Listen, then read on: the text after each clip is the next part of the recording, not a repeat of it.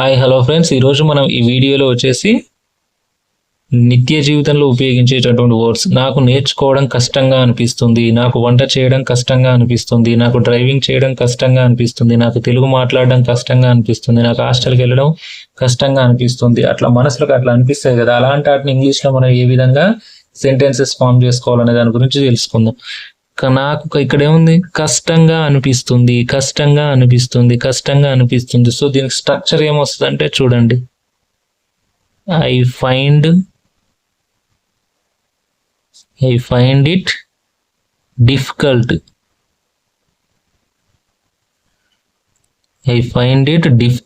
To ఏంది ఇక్కడ కష్టంగా అనిపించేది, వెర్బు అని ఏముంది, నేర్చుకోవడం కష్టంగా అనిపిస్తుంది. సో నేర్చుకోవడం కష్టంగా అనిపిస్తుంది కాబట్టి నేర్చుకోవడం ఏమంటాం మనం ఇంగ్లీష్లో, లెర్న్. ఓన్లీ వెర్బ్ వన్ మాత్రమే యూజ్ చేసుకోవాలి. I find it difficult to learn. నాకు నేర్చుకోవడం చాలా కష్టంగా ఉంది. నెక్స్ట్ చూడండి, నాకు వంట చేయడం చాలా కష్టంగా ఉంది. అదే విధంగా నెక్స్ట్ సెంటెన్స్ చూడండి, నాకు వంట చేయడం చాలా కష్టంగా అనిపిస్తుంది. సో దీన్ని చూడండి, కష్టంగా అనిపిస్తుంది ఏమొస్తుంది, I find it difficult to. వంట చేయడాన్ని ఏమంటాం మనం, కుకింగ్ కదా. మనకు వంట చేయడాన్ని చాలా కష్టంగా అనిపిస్తుంది, నాకు వంట చేయడం చాలా కష్టంగా అనిపిస్తుంది అంటే దాన్ని ఏమంటున్నాం, కుక్. నెక్స్ట్, నాకు డ్రైవింగ్ చేయడం చాలా కష్టంగా అనిపిస్తుంది. అంటే దీని ఇంగ్లీష్లో ఏమంటున్నాం చూడండి, I find it difficult to. Driving చేయడానికి ఇంగ్లీష్లో ఏమంటాం, డ్రైవ్.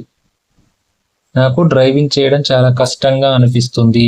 అట్లా మనకు సెంటెన్సెస్ ఫామ్ చేయడానికి ఫస్ట్ స్ట్రక్చర్ ఏమొచ్చింది చూడండి, ఇందులో కష్టంగా అనిపిస్తుంది అంటే ఐ ఫైండ్ ఇట్ డిఫికల్ట్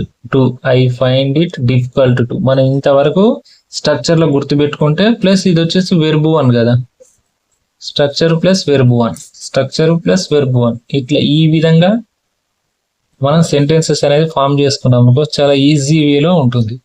ఇంకా నెక్స్ట్ చూడండి, నాకు తెలుగు మాట్లాడడం కష్టంగా అనిపిస్తుంది. ఎందుకంటే ఇంగ్లీష్ పూర్తిగా వచ్చేసింది, తెలుగు మాట్లాడడం కష్టంగా ఉంది అంటే మనం దీన్ని ఇంగ్లీష్ ఏమంటున్నాం, I find it difficult to. Verb ఏంది, స్పీక్ ఇంగ్లీష్. ఆబ్జెక్ట్ ఎంతైనా రాసుకోవచ్చు మనం ఆడ. ఇక్కడ చూడండి, ఐ ఫైండ్ ఇట్, నాకు డ్రైవింగ్ చేయడం కష్టంగా అనిపిస్తుంది. ఇక్కడ లారీ డ్రైవింగ్ చేయడం నాకు కష్టంగా అనిపిస్తుంది. Find it to drive a lorry drive చేయడం, ఏ ట్రాక్టర్. మీన్స్ అబ్జెక్టివ్ అనేది ఇక్కడ పెట్టుకోవచ్చు వెర్బ్ తర్వాత. అట్లా తెలుగు మాట్లాడడం కష్టంగా ఉంది, సో తెలుగు అని మెన్షన్ చేసుకోండి. సో ఇంగ్లీష్ అయితే ఇంగ్లీష్, తెలుగు అయితే తెలుగు, ఏదైనా మెన్షన్ చేసుకోండి. నెక్స్ట్, నాకు హాస్టల్కి వెళ్ళడం కష్టంగా అనిపిస్తుంది. I find it difficult to. వెళ్ళడాన్ని ఇంగ్లీష్లో ఏమంటాం, గో టు హాస్టల్. నాకు హాస్టల్కి వెళ్ళడానికి చాలా కష్టంగా అనిపిస్తుంది అంటే అది ఆ విధంగా చెప్తాం. చాలా సింపుల్ వేలో ఇట్లా ఈ విధంగా నేర్చుకుంటే స్ట్రక్చర్ వైజ్ గా మనకి ఇంగ్లీష్ అనేది సింపుల్ గా వస్తుంది. నెక్స్ట్ చూడండి, నాకు చదవడం చాలా కష్టంగా అనిపిస్తుంది. ఐ ఫైండ్ ఇట్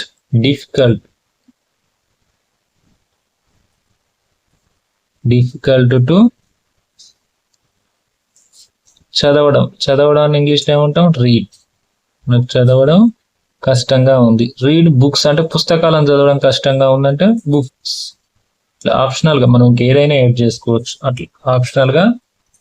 యాడ్ చేసుకోవచ్చు, ఇట్లా ఈ విధంగా సింపుల్ గా నేర్చుకోవచ్చు. నెక్స్ట్ చూడండి, నాకు పంపడం కష్టంగా అనిపిస్తుంది. దీన్ని ఏమంటారో మీరే కామెంట్ చేయండి, నేను లాస్ట్ లో చెప్తాను.